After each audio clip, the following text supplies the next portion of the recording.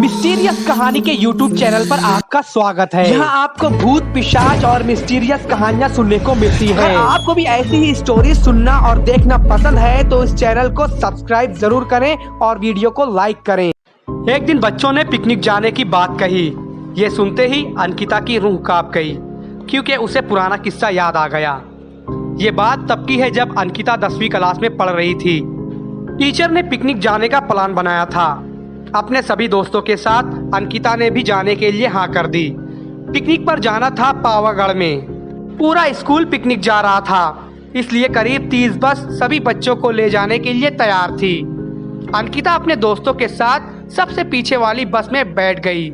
सभी हंसते हुए और मस्ती करते हुए बस से जा रहे थे। तभी कुछ दूर जंगल के पास पहुंचकर उस बस से तेज आवाज आई। ये वक्त रात के करीब 1:30 बजे का था।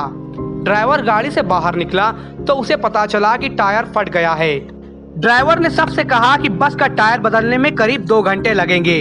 आप सब नीचे उतर जाइए, मैं इसे बदल देता हूँ। आप लोग पास के ढाबे में जा सकते हैं, वहाँ गरम गरम चाय पी लीजिए और मैं इस टायर को फटाफट बदलने की कोशिश करता हूँ।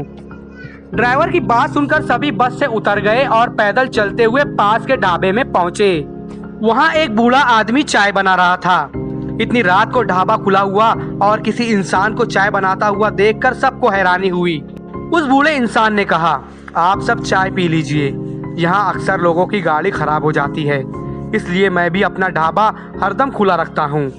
आप जैसे राहगीरों की कुछ मदद हो जाती है। उनकी बात सुनकर सबने चाय का ऑर्डर दिया। उन्होंने कुछ ही देर में सबके लिए चाय बनाकर टेबल पर रख दी। चाय पीते हुए अंकिता की आंखें एकदम ढाबे की छत की तरफ गई।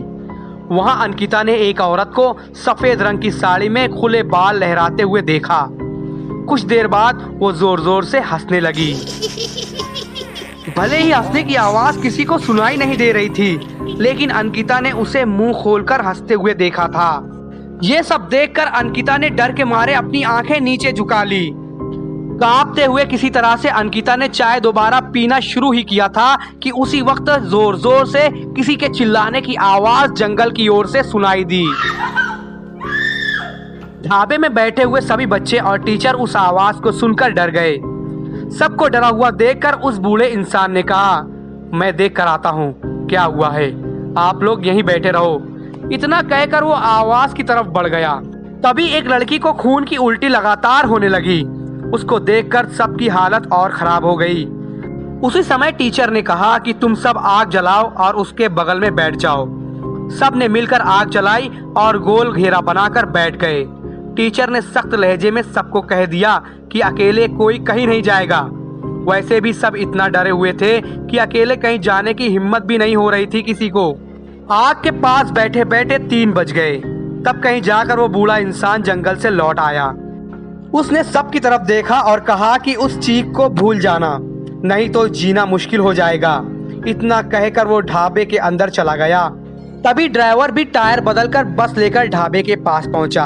सभी लोग ऊपर वाले का नाम लेते हुए उस बस में बैठ गए।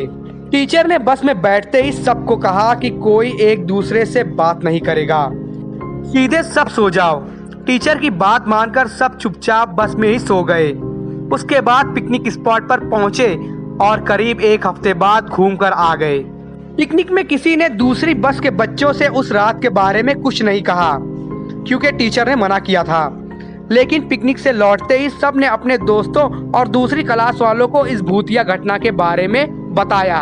आज पिकनिक का नाम सुनते ही यही भूतिया ढाबे की कहानी अंकिता के मन में आ गई और बच्चों को पिकनिक भेजने से उसे डर लगने लगा। तो दोस्तों, आज की हॉरर स्टोरी आपको कैसे लगी कमेंट ज़रूर करें और इस वीडियो को लाइक कर दें और हमारे चैनल को सब्सक्राइब ज़रूर करें।